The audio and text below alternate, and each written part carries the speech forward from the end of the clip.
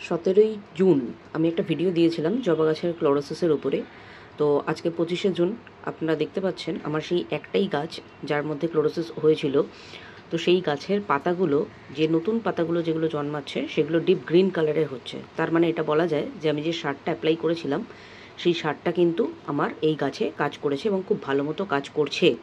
এবং এটা আমি আপনাদেরকে বলেছিলাম যে আমি এই সারটা দুবার রিপিট করব 15 দিন অন্তর। তো দেখুন আমি ওখানে হিউমিক অ্যাসিড অ্যাপ্লাই করেছিলাম, তো গাছের মধ্যে পুরো সাদা সাদা রুটস ভর্তি হয়ে গেছে। তো সাদা রুটস যত গাছে থাকবে তত আপনার গাছ হেলদি থাকবে। তো এটা আমার আরও একটা গাছ, যে গাছটার মোটামুটি ধরুন পুরোই ক্লোরোসিস হয়ে গেছে। এটা আরও একটা গাছ যার মধ্যে ক্লোরোসিস দেখা দিচ্ছে। তো আমি এই দুটো গাছেই কিন্তু সেম সার অ্যাপ্লাই করব।